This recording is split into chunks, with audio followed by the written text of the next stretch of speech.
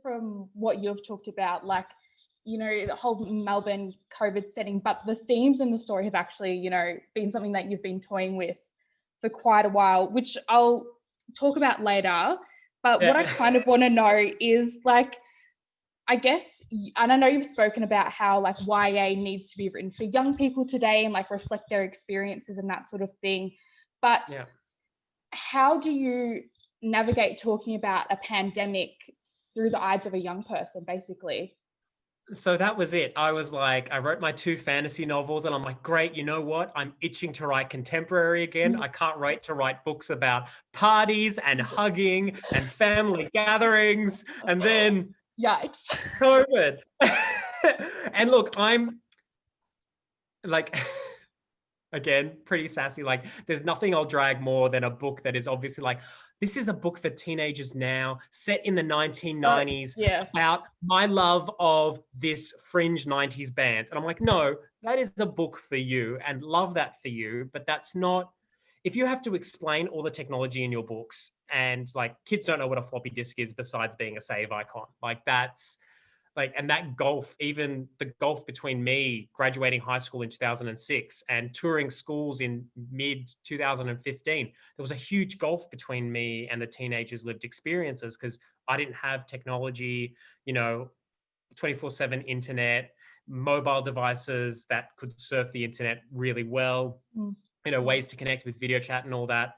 I I try to make my books as present in the moment as possible to tell stories that will connect with my target readership, which is sort of the teenagers of today. Yeah. And when it came to the pandemic, I'm like, look, I can't shy away from this. This is an experience, and it's so. I was like, right, what story do I tell here?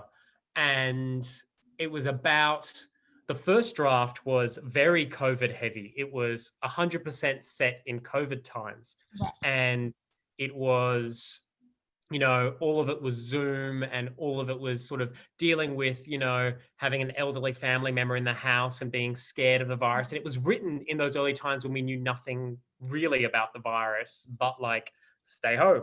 Yeah. Um, and so I wrote that and my publisher read it. She's like, they're like, we love it, but it, we don't know if people are going to want to read this in October. Like, will we want to escape by then? Will we want this sort of heavy story? And I'm just like, well, I was in two minds of it where I'm like, I want to reflect what this is now as I'm living it. Like, this is not informed by sort of my memories, you know, in 2 or 3 years thinking, oh, what was it really like? I was like, I wanted to sort of capture it now.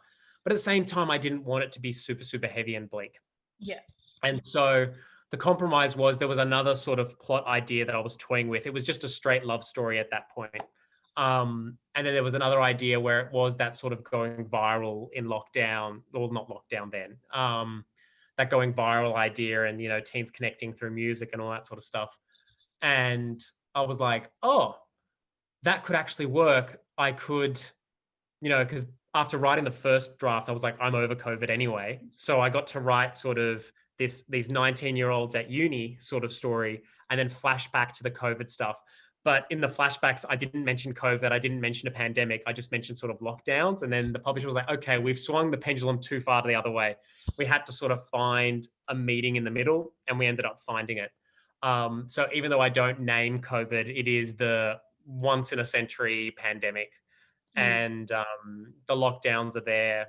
And but it's mostly, I wanted to try tell a light, positive, uplifting story about family set during COVID. I didn't want to just be like, this is the COVID love story. It was, COVID was just one of the restrictions, like teens having mobile phones all day, every day is a restriction now for creating drama and tension Of course. because a Yeah. phone call can alleviate so much.